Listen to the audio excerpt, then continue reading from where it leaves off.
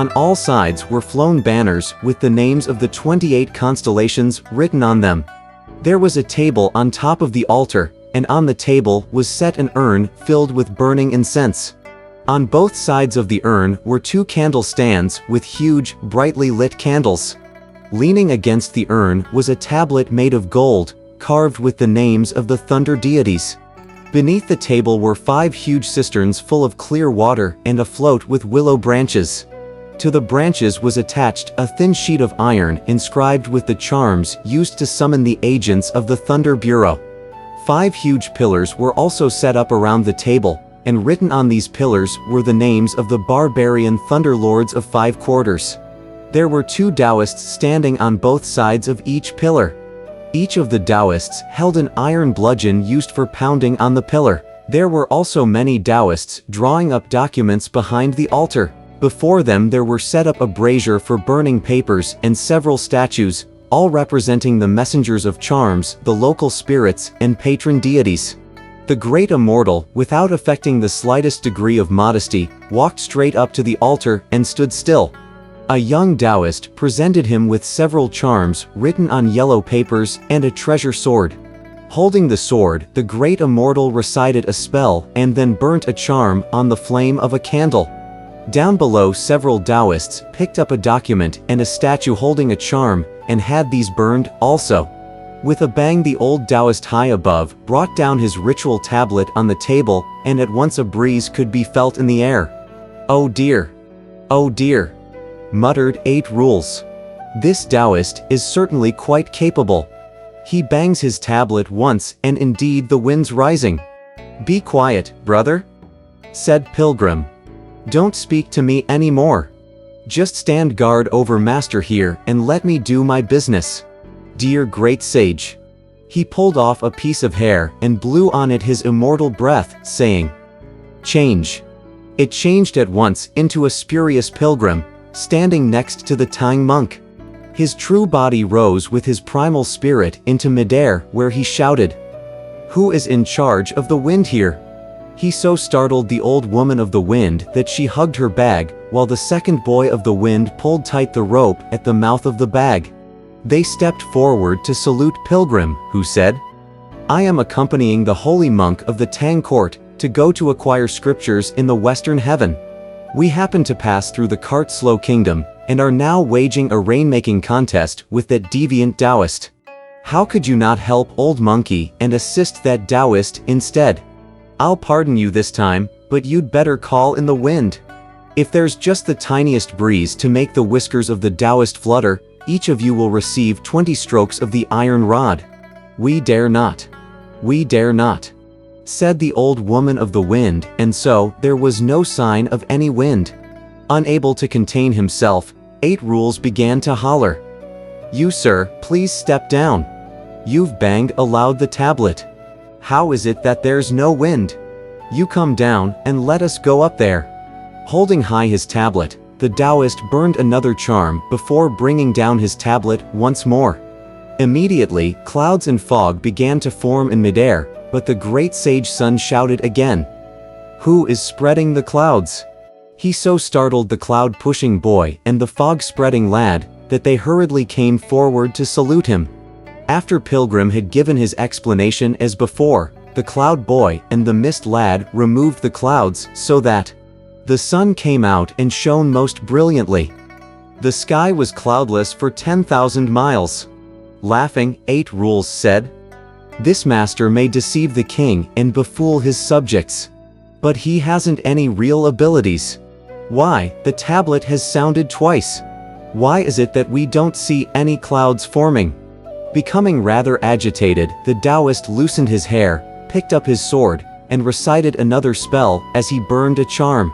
Once more he brought down his tablet with a bang, and immediately the heavenly Lord Deng arrived from the south heaven gate, trailed by the Squire of Thunder and the Mother of Lightning. When they saw Pilgrim in midair, they saluted him, and he gave his explanation as before. "What powerful summons," he said, "brought you all here so quickly?" The heavenly Lord said, "The proper magic of 5 thunder exercised by that Taoist was not faked. He issued the summons and burned the document, which alerted the Jade Emperor.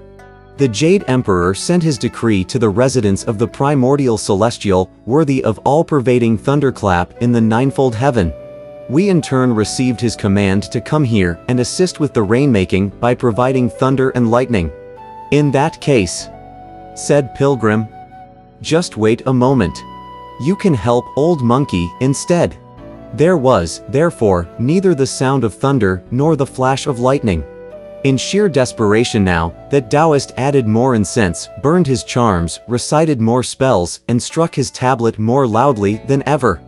In midair, the dragon kings of 4 oceans all arrived together, only to be met by Pilgrim, who shouted, "Aoguang, where do you think you're going?"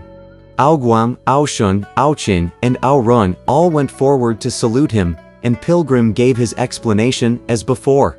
He thanked the dragon kings moreover, saying, "I needed your help in times past, but we have not yet reached our goal. Today, I must rely on your assistance once more to help me achieve this merit right now. That Taoist has struck his tablet 4 times, and it's now Old Monkey's turn to do business. But I don't know how to burn charms, issue summons, or strike any tablet. So all of you must play along with me." The heavenly Lord Dung said, "If the great sage gives us the order, who would dare disobey? You must, however, give us a sign, so that we may follow your instructions in an orderly manner. Otherwise, thunder and rain may be all mixed up, and that will not be to the credit of the great sage." Pilgrim said, "I'll use my rod as the sign." "Oh dear father!" cried the Squire of Thunder, horrified. "How could we take the rod?" "I'm not going to strike you," said Pilgrim. "All I want from you is to watch the rod. If I point it upwards once, you'll make the wind blow." "We'll make the wind blow," snapped the Old Woman of the Wind and the second Boy of the Wind in unison. "When the rod points upward a second time, you'll spread the clouds."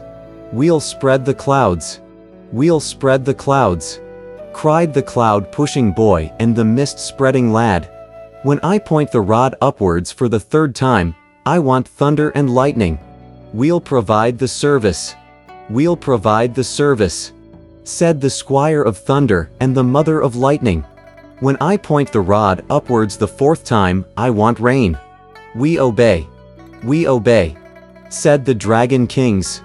"And when I point the rod upwards the 5th time, I want sunshine and fair weather. Don't make any mistake."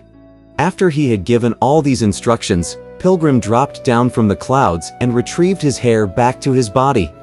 Being of fleshly eyes and mortal stock, how could those people know the difference? Pilgrim then cried out with a loud voice, "Sir, please stop. You have struck aloud the tablet 4 times, but there's not the slightest sign of wind, cloud, thunder, or rain.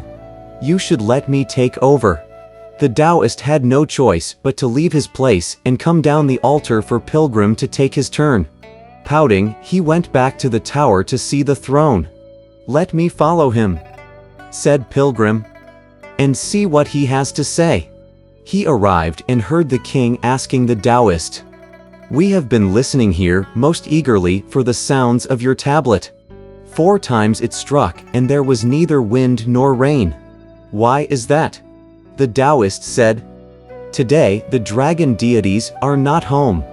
Pilgrim shouted with a loud voice, "Your Majesty, the dragon deities are home all right, but the magic of your national preceptor is not efficacious enough to bring them here. Allow us priests to summon them here for you to see." "Ascend the altar at once," said the king, "and we shall wait for the rain here." Having received this decree, Pilgrim dashed back to the altar and tugged at the Tang monk, saying, "Master, please go up to the altar." "Disciple," said the Tang monk, "I don't know how to pray for rain." "He's trying to set you up," said 8 Rules, laughing. "If there's no rain, they'll put you on the pyre and finish you off with a fire." Pilgrim said, "Though you may not know how to pray for rain, you know how to recite scriptures. Let me help you." The elder indeed ascended the altar and solemnly took a seat on top. With complete concentration, he recited silently the Heart Sutra. Suddenly an official came galloping on a horse with the question, "Why are you monks not striking the tablet and burning charms?" Pilgrim answered in a loud voice, "No need for that. Ours is the quiet work of fervent prayers." The official left to give this reply to the king, and we shall mention him no further. When Pilgrim heard that his old master had finished reciting the sutra, he took out his rod from his ear, and one wave of it in the wind gave it a length of 12 feet and the thickness of a rice bowl. He pointed it upwards in the air. When the old woman of the wind saw it, she immediately shook loose her bag as the second boy of the wind untied the rope around its mouth. The roar of the wind could be heard instantly, as tiles and bricks flew up all over the city and stones and dust hurtled through the air. Just look at it. It was truly marvelous wind, not at all similar to any ordinary breeze. You saw snapped willows and cracked flowers, fallen trees and toppled woods, 9 layered halls with chipped and broken walls, a 5-phoenix tower of shaken pillars and beams, the red sun losing its brightness in heaven, the yellow sand taking wings on earth, alarmed warriors before the martial hall, frightened ministers in the letters bower, girls of 3 palaces with frowsy locks, beauties of 6 chambers with tousled hair,